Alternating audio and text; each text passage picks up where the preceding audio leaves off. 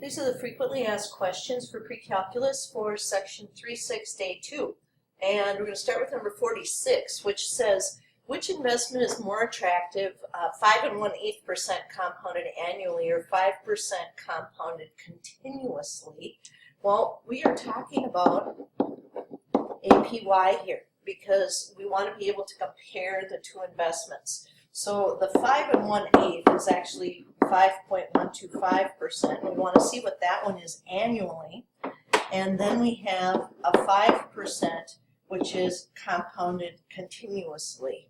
So back over here at the 5.125%, we would have x equals 1 plus 0.05125 divided by 1, because we're just checking it out for 1 year here to see what's going on. Because like it says, it just says we've got annually and we've got compounded continuously. So basically each year we want to know what's going on with this. And then we subtract a 1 from that. Oops, this is first power, minus 1. And so x equals 0.5125. Oh, does that look familiar? You know, after 1 year, an annual account, if it's just compounded annually, that the percentage is what you're going to get back. So 5.125%.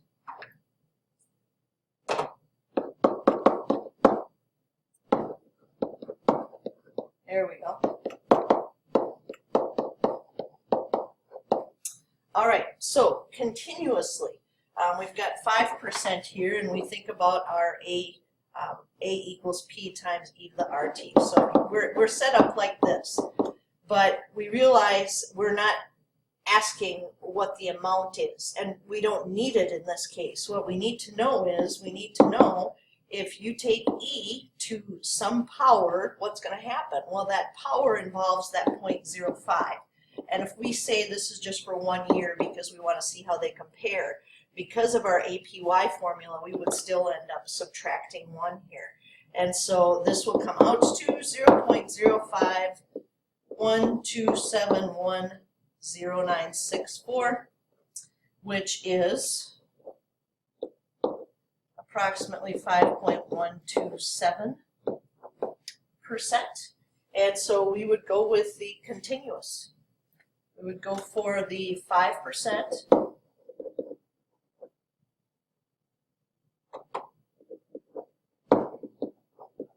compounded continuously.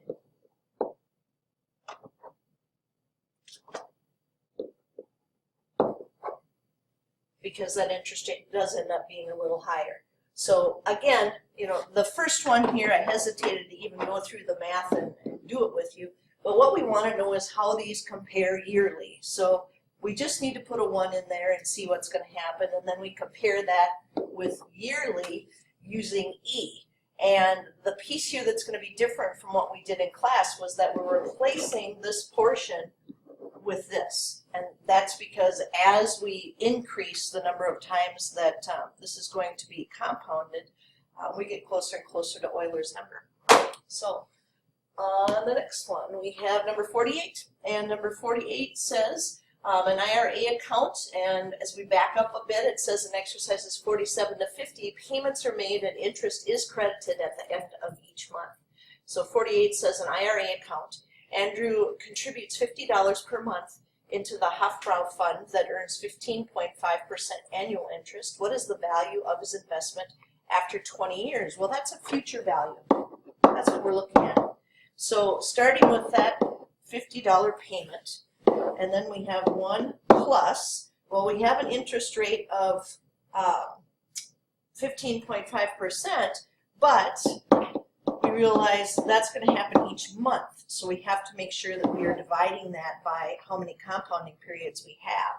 And then we have each month, which would be 12, for 20 years. So that will give us 240 of those compounding periods for our power here.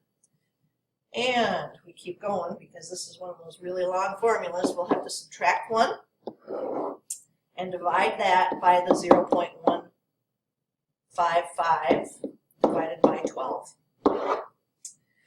And that will give us our future value. So just be careful when you're punching it in. You know, kind of think of this as another little imaginary set of parentheses. Do this in pieces. I just don't trust that I'm going to get all the parentheses right when I put this in the graphing calculator. So I start here and punch in 0.155 divided by 12, enter, add 1, and enter, and then raise it to the 240th power, subtract the 1, and then divide by this fraction with parentheses, and you should be able to get the answer without any trouble when you do that.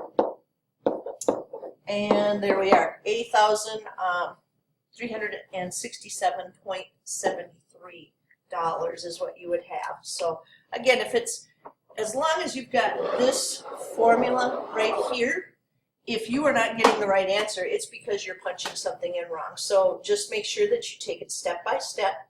Remember, we work with innermost parentheses first, and we work our way out from there. Then we are at number 50. And number 50, again, we've got the payments made and interest credited at the end of each month. And number 50 says an investment annuity, Diego contributes to a commercial national money market account that earns 4.5% annual interest. What should his monthly payment be if he wants to accumulate $120,000 in 30 years? Well, we have to put that $120,000 on this side and figure out how are we going to make that work. So what payment when we have 4.5%? And this is going to happen monthly. So there's our 0.045 divided by the amount of compounding periods we would have in a year. And then that is to the 360th power because it's happening monthly for 30 years. So that's where the 360 comes from. I don't like the way that looks. I want to make sure everything is readable for you here. I don't want to write my information too small so that you can't see what's going on. And then of course the other part of the formula, subtracting 1 over there. And then one more time with our I variable, so 0.045 divided by 12. And now this is an interesting one to punch in. There's a lot going on here. So what I would recommend is you think about the fact that you'd have to divide by this awful fraction, and we don't divide fractions, we multiply by the reciprocal. So I would flip the whole thing and take 120,000 times 0.45 over 12 and divide that by this numerator that we have up here at the top. So that's going to be the 1 plus 0.045 divided by 12 to the 360th power minus 1. So, Cedar Home, how on earth do I manage to punch this in? Well, here's what you do. You do 0.045 divided by 12. And, oops, I see another one here I forgot a 0 on. 0.045 up here. Getting carried away trying to write things down too fast. There we go. What we'll do is we'll start here. This is step 1. 0.045 divided by 12. Then, step 2, add the 1. Press enter. Step 3, raise it to the 360th power. Press enter. Step 4, subtract the 1. Now, hit the X to the -1 button. That is our reciprocal button. That puts 1 over what we're working with. So when we were punching this in first, we were getting the denominator, and this will ensure that that is in the denominator. And then you just multiply that times 120,000 and then use parentheses for the 0.045 over 12, and you will get the right answer. And in number 50, it's $158.03, but we have to remember that we rounded here. So that's going to be for the first 359 payments. So for the first 359 payments, then just a little less, then a little less for the last payment.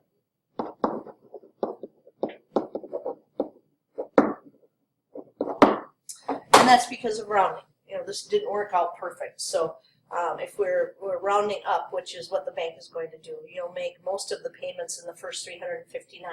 And then you'll have just a little less on that last payment because of the rounding that takes place.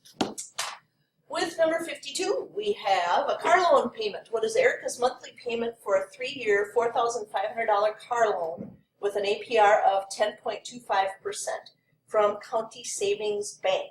So this formula, we need our present value plus the interest we're going to pay on it. So the car alone is not what we're financing. We're also financing that interest that we're going to have to pay. And as I talked about in class, that's the part that just makes me sick about buying a new vehicle, is thinking about all of that interest that's going to have to be paid.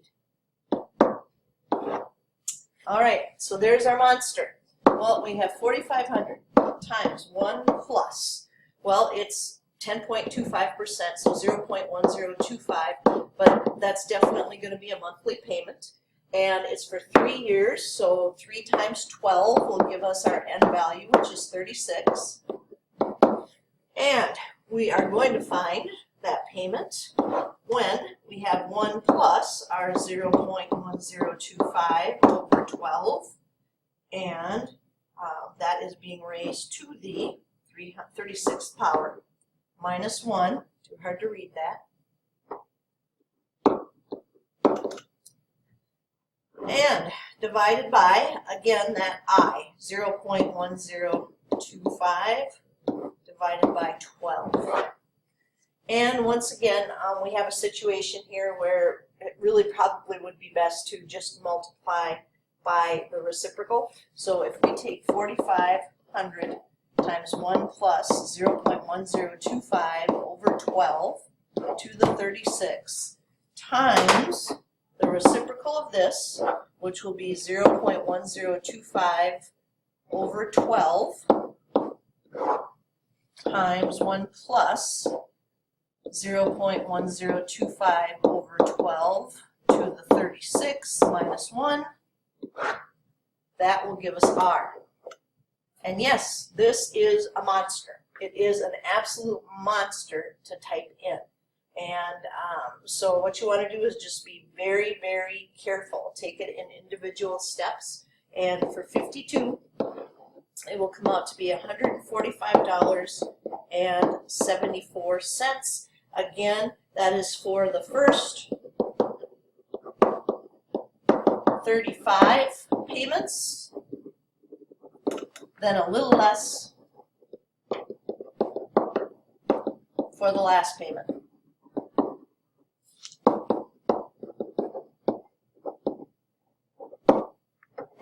So similar situation to the last one. 53, house mortgage payment. Gendo obtains a 30-year, $86,000 house loan with an APR of 8.75% from National City Bank. What is her monthly payment? So this one's going to be another monster problem like the last one. So $86,000 isn't all that she has to finance because the interest rate is 0.0875, and that's going to happen monthly. And because this is a 30-year, we would take 12 times 30, which is 360 of those payments. And that has to equal each payment of 1 plus 0.0875 over 12, all to the 360th power, minus 1. Trying to make sure you can read all of the writing here. And divided by 0.0875 over 12. Remember, what we're really doing is we're trying to figure out when what you owe is going to equal what you pay. That's what we need to have happen. So once again, we would multiply by the reciprocal, so we take this big mess right here.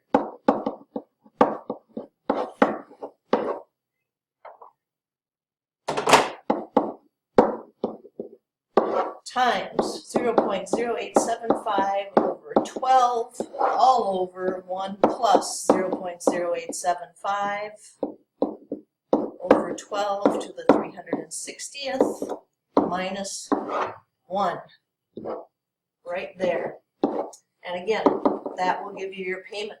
And it's a monster still, so just be very careful. Do it in pieces if you need to.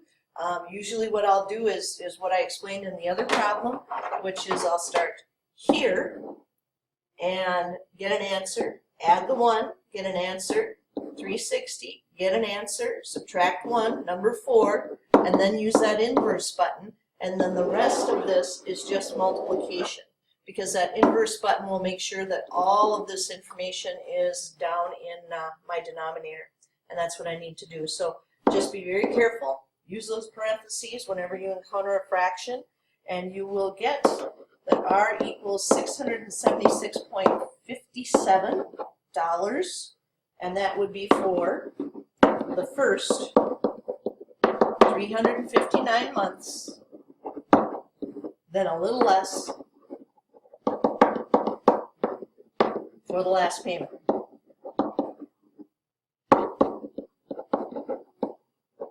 So, lots and lots of great formulas taking place in this section. Just a lot to keep track of. Number 55, mortgage payment planning. An $86,000 mortgage for 30 years at 12% APR requires monthly payments of $884.61. Suppose you decided to make monthly payments of $1,050, so you want to pay it off a little faster. A says, when would the mortgage be completely paid? So what we're really doing here is we're using that present value, and we're going to work backwards here to see if we can pay this off a little faster. So there's your payments, 1 minus 1 plus I to the negative n all over I. So that's the formula we'll use, and we'll put the information in that we have. Now, first of all, we know this is an $86,000 mortgage. And we know that $1,050 is the new payment that they'd like to make. And then we've got 1 minus, and then we have a 1 plus I in those parentheses. So what we're going to do is step out for a second and figure out that I, and that is our rate of 0.12 divided by how many payments do we make in a year. And that's going to be 12, which for once works out really nice. I mean, usually we have nasty decimals and we just wait till the end to punch all of this in, but I think this time I'm going to go ahead and say, well, if this is 1 plus 0.01, I can simplify that in the next step and make that a little nicer. What I'm trying to find is n. That's what I want. I want the payments. But again, my little I value that I had was 0.01 down here. So now, what to do? I mean, we've got quite the mess going here of information. Well, to solve for n, we're going to have to divide both sides by 1,050. So 86,000 divided by 1,050 equals 1 minus, and now I'm going to make that 1.01 to the negative n all over 0.01, like so.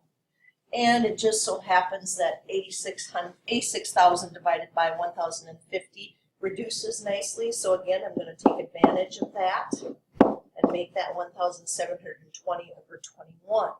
So now, I'm looking at this and I'm thinking, well, my next step would be to get rid of the denominator here, and that would be by multiplying by 0.01 on both sides. So that's what I'm going to do.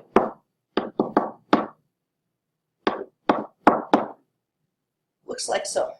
And 0.01 is 1/100th. So if you went ahead and multiplied this by the fraction 1/100th,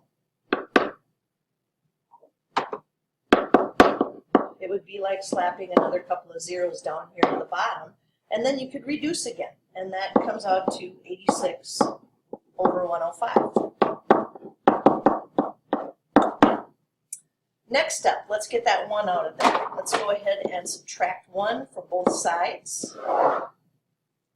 And still keeping that as a fraction, I would get negative 19 over 105 equals negative 1.01 to the negative n. I have to get rid of this negative, so I'm going to divide both sides by a negative 1. And I will have 19 over 105 equals 1.01 to the negative n. And as we're trying to get you used to using natural log and e more, at this point we take the natural log of both sides. And say the natural log of 19 over 105 equals the natural log of 1.01 to the negative n.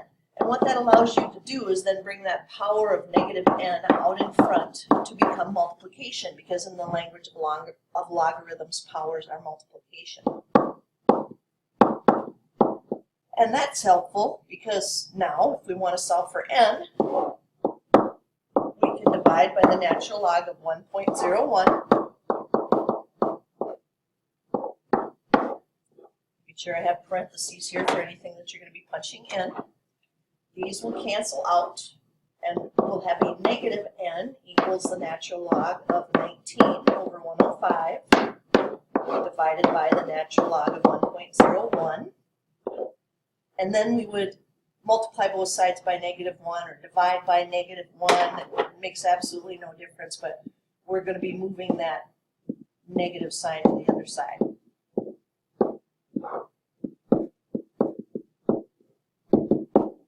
So now, you can punch all that in, and that comes out to 171.805483. But this wasn't about money, this was about how many payments. So obviously we'd have to round that to 172 payments. And you could divide that by 12 and figure out, how many years would that take for them to pay this loan off. But here's what we're trying to figure out. If you pay more on the principal, so you don't let this sit there. If you have the money, you pay off your mortgage a little bit faster. Then in B, let's calculate how much money you would save. So originally they were going to make 360 payments of $884.61. If you multiply that out, that's $318,459.60. So that's what they would have been paying. But by paying 172 payments of $1,050, and that's the reason we wanted to know how many payments they would have, they are instead paying $180,600 on this mortgage. So when they ask for the savings, that means we're going to subtract. And this is substantial savings here when we subtract these two. So increasing that amount that you pay each month. And when you get into buying a home and all that good stuff, you'll find out that what you're doing is you're really applying that money towards the principal of the loan. And when the principal is kind of whittled down and made smaller, well then your interest of course is going to be less. But look at the difference between those numbers. That is so much money. And that's why, if you can, when you have a mortgage, you do want to pay more than mortgage payments if your goal is to get that mortgage paid early. 58, writing to learn. Give reasons why banks might not announce their APY on a loan they would make to you at a given APR. What's the bank's APY on a loan that they make at 4.5%? So we talked about this in class that the APR is lower than the APY. Annual percentage rate is lower than the annual percentage yield. So the offer looks more attractive.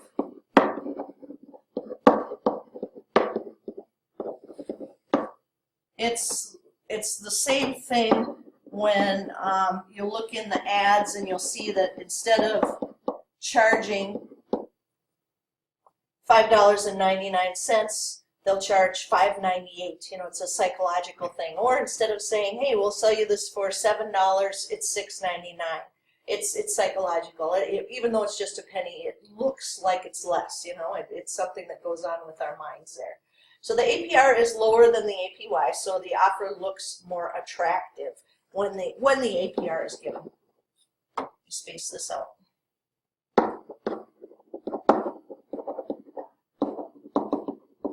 So that's the reason that they want to do that. So now, what is the bank's annual percentage yield on a loan that they make at 4.5% APR? Well, we'd use our formula, 1 plus X equals, and this is just going to happen for each year. So 1 plus 0.045 divided by 12 to the 12th power, so that we can see that yield for 1 year.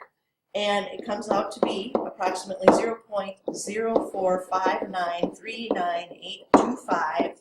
So yearly, which is annually, it is approximately 4.594%. And that gets worse, of course, if you go to quarterly and daily. And you might just want to mention that it is worse if quarterly or daily compounding.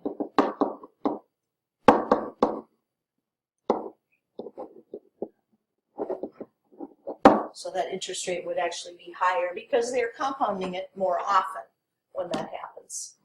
Then number 60 says simple interest. Simple interest versus compounding annually. Steve purchases a $1,000 certificate of deposit and will earn 6% each year. The interest will be mailed to him, so he will not earn interest on his interest. So basically, instead of just leaving it in the bank, he's saying, send this to me.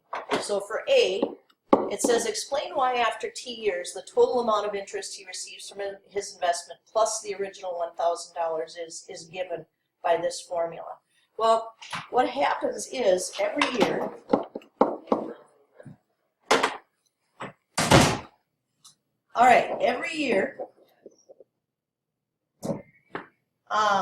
after that first year,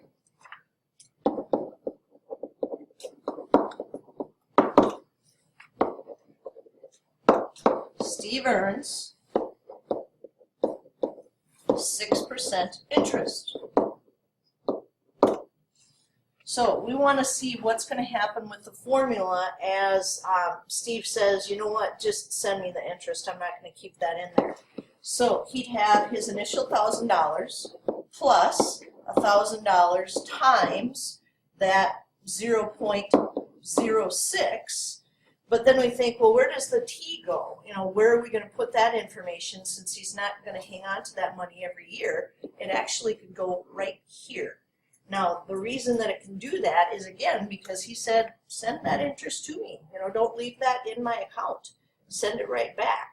So if we factor this, we can see there's a 1,000 in both of these pieces. And that, of course, is the little formula that they gave us up above. It looks like so. So that's why that works that way. It's just that send it to me. Don't necessarily keep it in the account and earn interest on it. Now for part B, it says Steve invests another $1,000 at 6% compounded annually. Make a table that compares the value of the two investments for 1, 2, and all the way up to 10 years. So for part B of this, what they want us to do is make a table that compares the value of the two different investments, and that is from 1 to 10 years. So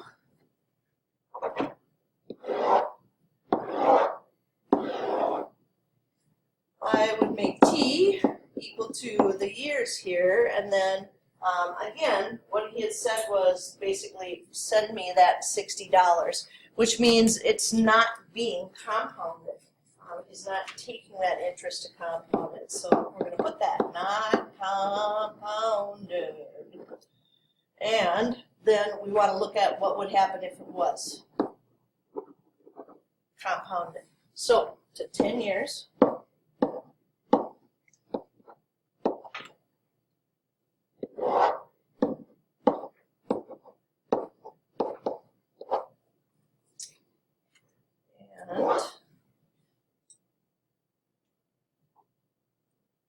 He starts with $1,000, and at the end of that time period has 1,060. And because he's not earning compound interest, all that's going to happen each month is that we're going to have that increase of $60. I shouldn't say each month, it should be each time period, but in this case we were looking at that interest per year. So in this case we're going a full year before he gets that money.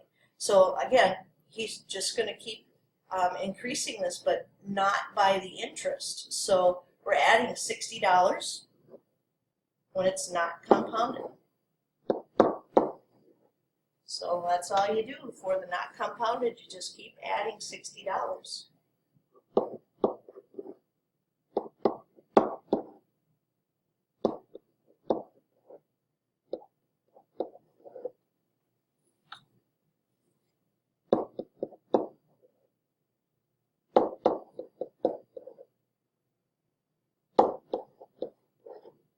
So that's the not compounded. Now, for the compounded, what we want to do is think about the formula for the compound interest, which would be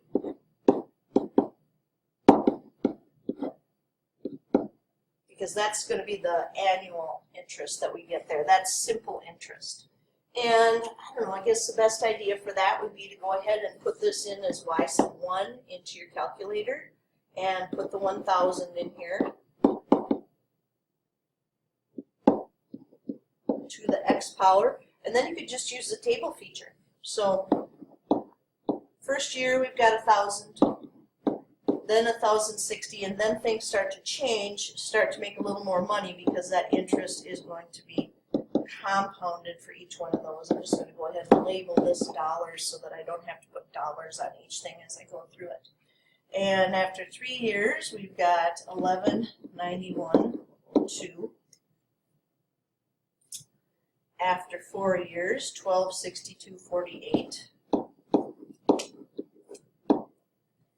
After 5 years, let's see, what was that? 1338.23. After 6 years, we have 1418.52. After 7 years, 1503.63. And again, you can just get these right out of the table feature if you put that in. And then we've got 1593.85, 1689.48, and last but not least, our 10 years there would be 1790.85.